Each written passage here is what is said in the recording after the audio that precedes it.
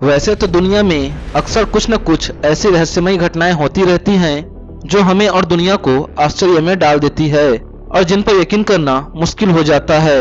और ज्यादातर इन रहस्यमयी घटनाओं का पता लगा पाना अक्सर असंभव होता है।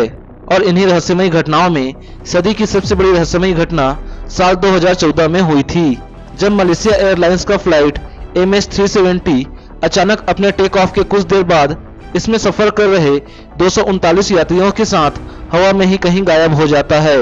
और तब से लेकर आज तक लाखों वर्ग किलोमीटर से लेकर समुद्र की गहराइयों तक करोड़ों डॉलर खर्च करने के बाद भी इस फ्लाइट और इसमें सफर कर रहे 239 यात्रियों को आज तक नहीं ढूंढा जा सका है।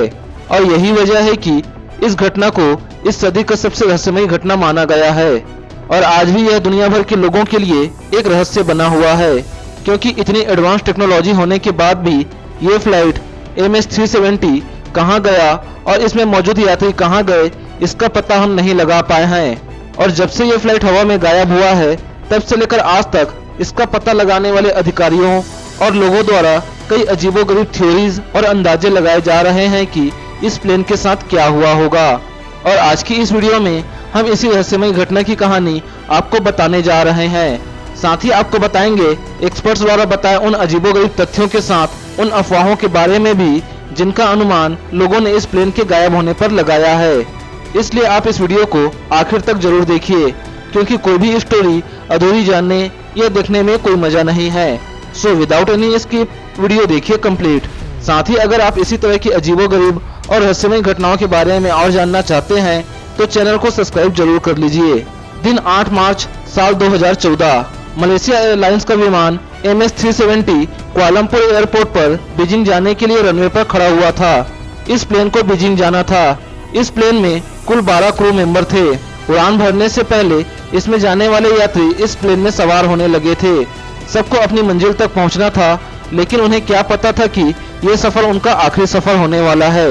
और जब इसमें सफर करने वाले सारे यात्री सवार हो गए तो सारे यात्री इस प्लेन के टेक ऑफ करने का इंतजार करने लगे। इसमें सफर करने वाले यात्रियों में सबसे ज्यादा चाइनीज नागरिक थे, जिनकी संख्या 152 थी। इस फ्लाइट को बीजिंग जाना था। चाइनीज नागरिकों के बाद इस फ्लाइट में दूसरे सबसे ज्यादा नागरिक मलेशियन थे, जिनकी तादाद 50 थी, जिसमें 38 सिविलियन और 12 क्रू मेंबर थे। इसके अलावा इस प्लेन में Australia, Canada, Iran, France, USA के साथ साथ 5 भारतीय नागरिक भी इस प्लेन में सफर कर रहे थे।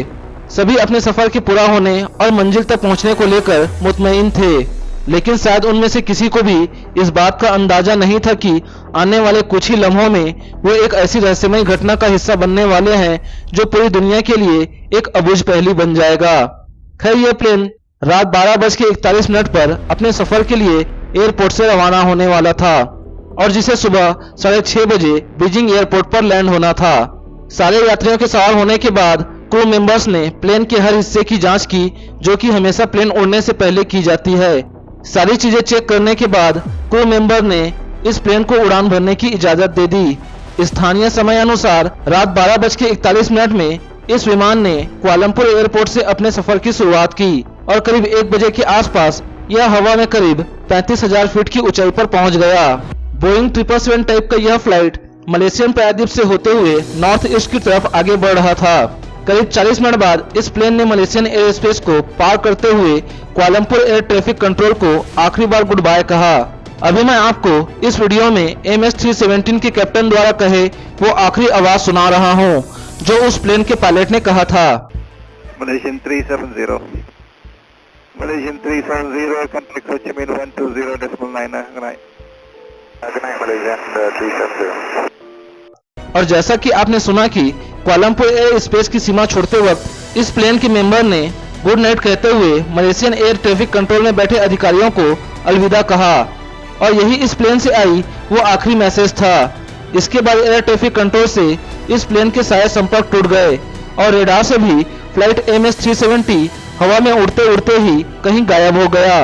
239 यात्रियों से भरी इस फ्लाइट के अचानक गायब होने की खबर पूरी दुनिया में रातों रात फैल गई और इसमें सफर कर रहे लोगों के परिजन अपने लोगों की खैर खबर जानने के लिए एयरपोर्ट पर पहुंच गए और हंगामा करने लगे।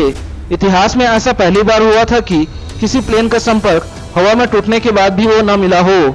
लेकिन एक्सपीरियंस्ड प्लेन क्रैश इन्वेस्टिगेटर्स को भी दुनिया के किसी भी कोने में MS-370 के मिलने या उसके क्रैश होने की कोई भी खबर नहीं मिली।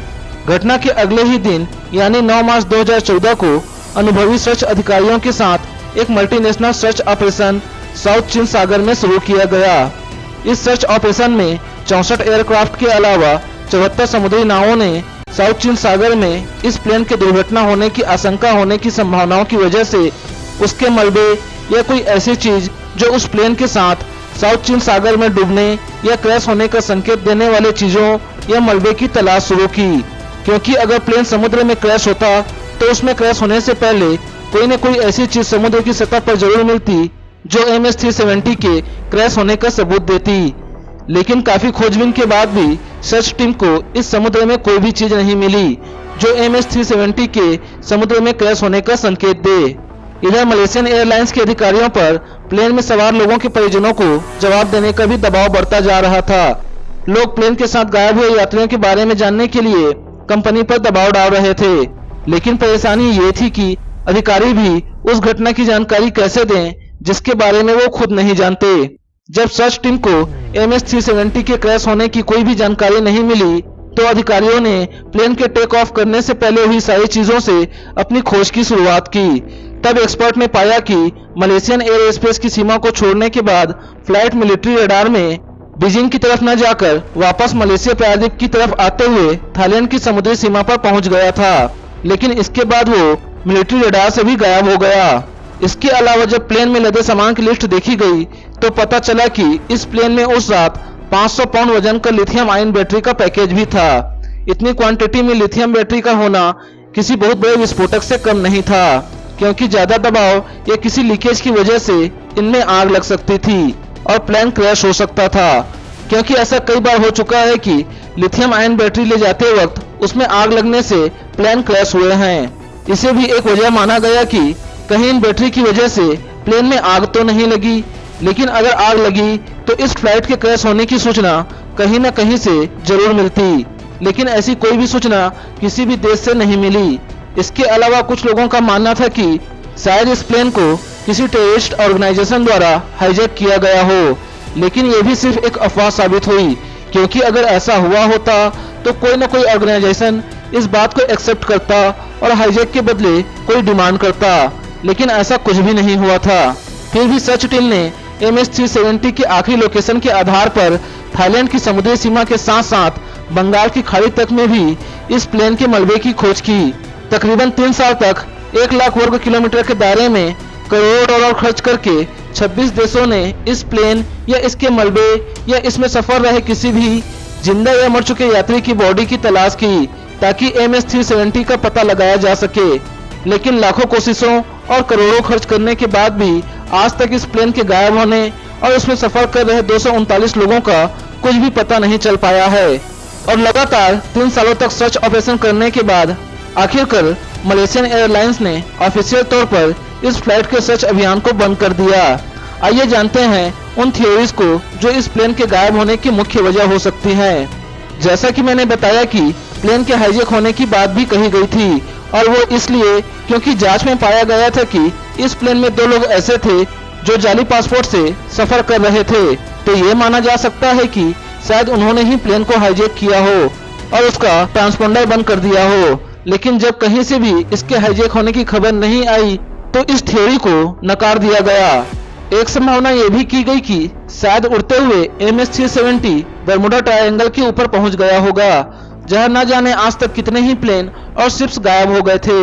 लेकिन यह भी सिर्फ एक थ्योरी ही निकली। एक थ्योरी यह भी मानी गई कि शायद इस प्लेन को एलियंस ने हाईजैक कर लिया हो, और ऐसा इसलिए क्योंकि अगर यह प्लेन इस दुनिया में कहीं भी लैंड या क्रैश होता तो उसे ढूंढा जा सकता था, लेकिन इतने सालों में भी उसे ढूंढा नहीं जा सका। शायद इसलिए इस थ्योरी ने जन्म लिया। वैसे क्या आपको भी लगता है कि वाकई में MS-370 को एलियंस हाईजैक करके ले गए हैं? कमेंट करके मुझे जरूर बताएं। एक थ्योरी और सामने आई कि इसके कैप्टन ने ही इस प्लेन को क्रैश करा दिया होगा, क्योंकि जांच से पता चला कि फ्लाइट का संपर्क अपने आप नहीं टूटा था, उसे जानबूझकर तोड़ा गया था, और शायद प्लेन के कैप्टन ने ही प्लेन का ट्रांसपोंडर बंद करके प्लेन को किसी अनजान जगह में लैंड किया हो, लेकिन ये थ्योरी भी अब गलत साबित होने लगी है, क्योंकि अगर ऐसा होता तो इतने सालों तक उसमें सफर करने वाले किसी भी यात्री की कोई भी खबर कहीं से क्यों नहीं आई। इसके अलावा कई ऐसी अफवाहें भी हैं जो पढ़ने में मजेदार तो हैं, लेकिन कहीं से भी सही नहीं लगती। आइए जानते हैं उन अफवाहों के बारे में भी। एक अफवाह यह भी थी कि यह प्लेन अमेरिकन नेवी की सीमा में पहुंच गया था और अमेरिकन नेवी ने इस फ्लाइट को अपने कब्जे में ले लिया था और आज भी यह प्लेन अमेरिकन नेवी के बेस में रखा हुआ है। साथ ही यह प्लेन अब भी अमेरिका के कब्जे में है और अमेरिका यह बात सबसे छुपा रहा है। एक अफवाह यह भी है कि उड़ने से पहले ही इस प्लेन में क्रैक हो गया था, जो ऊंचाई में जाकर बड़ा हो गया और प्लेन हवा में ही क्रैश हो गया। इसके अलावा एक डिफरेंट टाइप की और बेहद ही अजीबोगरीब एक और थ्योरी भी सुनने को आई, जिसे सिंगल ब्लिप कहा जाता है। इस थ्योरी के अनुसार एक उड़ता हुआ प्लेन किसी दूसरे उड़ते हुए प्लेन की आड़ में छुप जाए और ऐसा करते हुए वो प्लेन कहीं और लैंड कर जाए बिना किसी को नजर आए। लेकिन क्या ऐसा मुमकिन है? एक्सपर्ट कहते हैं कि हाँ, बिल्कुल ऐसा मुमकिन है। एविएशन में ऐसा हो सकता है। तकनीकी भाषा में इसे सिंगल ब्लिप कहा जाता है। आशंका यही है कि मलेशिया का बोइंग 777 को उस रोज कुछ इसी तरह पूरी दुनिया की नजर से बचाकर गुप्त स्थान पर ले जाया गया हुआ होगा। इसमें होता यह है कि हवा में उड़ता विमान उसी आकार और दिशा में उड़ते हुए दूसरे विमान की आड़ में आ जाता है और उस सूरत में जमीन पर लगे रडार या सैटेलाइट दोनों विमानों में अंतर नहीं कर पाते। नतीजा ये होता है कि उस तमाम रास्ते में एक विमान रडार की नजर में नहीं आता जब तक दोनों विमान अलग अलग नहीं हो जाते। उड़ते हुए विमान को इस तरह दूसरे विमान की आड़ में छुपाने के लिए बड़े हुनर और तजुर्बे की जरूरत होती है। साथ ही ये काम कोई बेहद ही एक्सपर्ट पायलट ही कर सकता है, लेकिन इस तरह की कोई भी घटना आज तक नहीं हुई है, इसलिए ये भी सिर्फ एक थ्योरी ही है। वेल गाइज, ये थी फ्लाइट MS-370 की वो रहस्यमय कहानी जो शायद इसे सदी की सबसे रहस्यमय घटना बनाती है, क्योंकि 20 हाथियों या 2 ब्लू व्हील जितनी भारी फ्लाइट को इतने दिनों तक कहीं भी छुपा कर नहीं रखा जा सकता।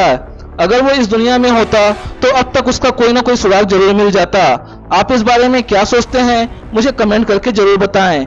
साथ ही बताएं कि इनमें से आपको कौन सी थ्योरी सच्ची और कौन सी मजेदार लगी। आई होप कि आपको वीडियो पसंद आई होगी, और अगर वीडियो पसंद आई तो वीडियो को लाइक और शेयर जरूर करें। साथ ही चैनल को सब्सक्राइब करना ना भूलें। मैं आपसे फिर मिलूंगा एक नए और इंटरेस्टिंग वीडियो के साथ। तब तक के लिए bye bye and take care and thanks for watching this video.